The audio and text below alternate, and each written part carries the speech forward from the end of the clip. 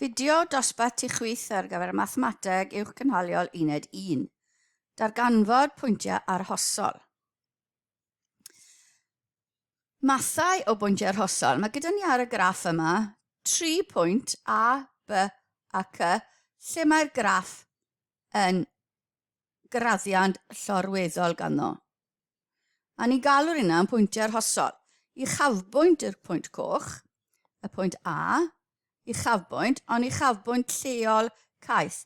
Achos gall y graff fynd yn uwch na hynna eto. Felly, i chafbwynt lleol caeth, ni'n galw hwnna. Mae'r ffwythiant yn gynyddol o'r dde, mae'n codi o'r chwith, i'n meddwl, ac yn lleihhaol i'r dde. A fi wedi gosod positif, mae'r graddiant yn positif o'r dde, o'r chwith, ac yn negatif, mae'n lleihhaol ar y dde. Ni hefyd yn galw fe'n bwynt maximum.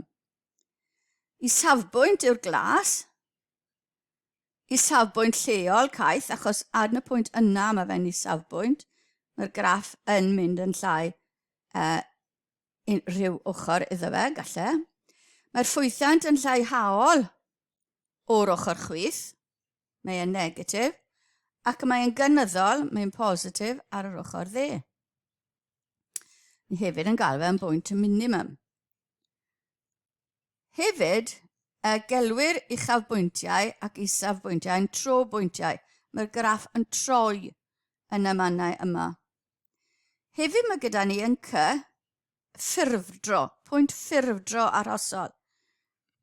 A beth sy'n digwydd yma, mae'r ffwythiant yn gynyddol i'r ochr chwith, mae'n positif ar yr ochr chwith, ac gynyddol wedyn eto ar yr ochr dde.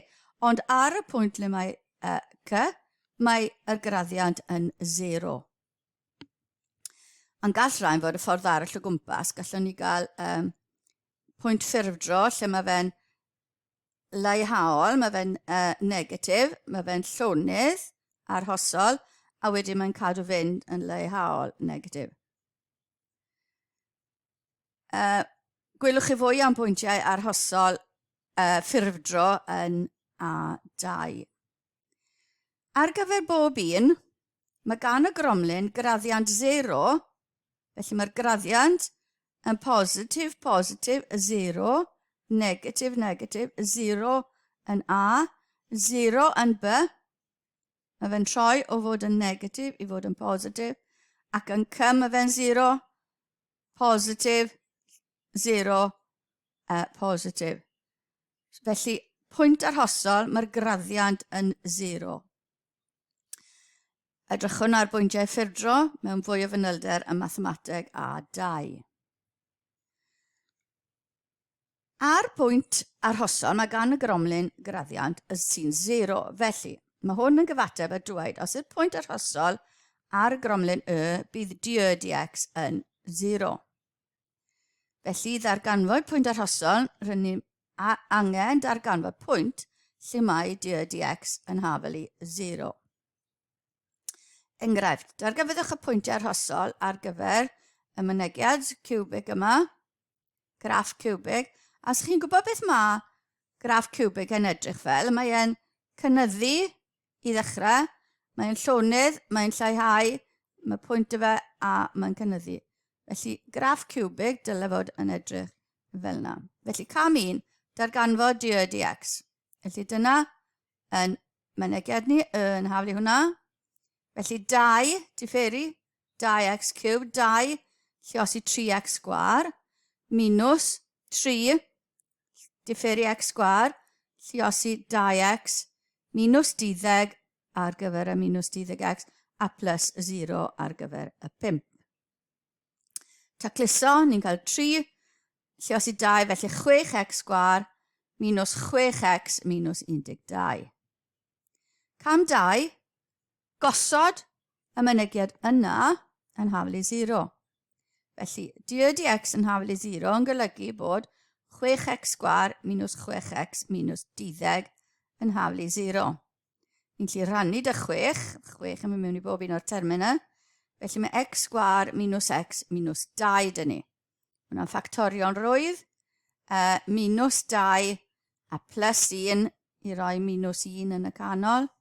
Felly x yn hafelu -1 neu x yn hafelu 2. Felly mae 2 bwynt x gyda ni. Cam nesa, x yn -1 ac x yn 2. Cam 3 bydd darganfod cyfesurin y ar gyfer y pwyntiau arhosol. Felly pa mae x yn -1,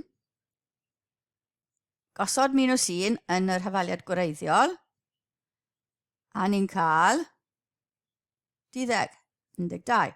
So pa mae x yn -1, mae y yn 12. Pa mae x yn 2, gosod 2 yn yr hafaliad gwreiddiol, a ni'n cael x yn hafelu -15. Felly mae x yn 2 a y yn -15 dyn ni ar gyfer y pwynt arhosol arall. Felly mae gennym pwyntiau arhosol yn y pwyntiau -1, 12 a 2, -15.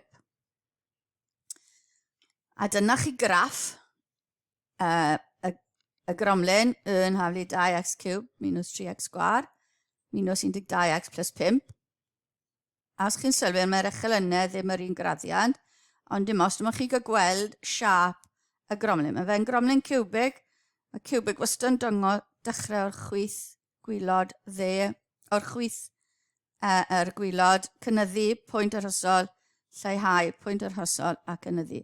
Felly dyna'n 2 pwynt arhosol ni. -1, 12 a 2, -15. A ni'n gallu gweld o'r graff natur y pwyntiau yma, ond oedden ni'n gallu darganfod hyn heb graff. Achos bydd dim cyfrifiannau yn gallu gwneud graffiau gyda chi mewn yr arholiad. Felly byddwn ni angen dull i weld os ni'n gallu gweld beth yw natur. Natur yn golygu oedden maximum neu minimum neu bwynt arhosol. I chafbwynt neu i safbwynt neu'n ffurfdro. Graddfa gwahanol ar y 2 echelyn. Felly gwelwn ni fwy arno nes ymlaen.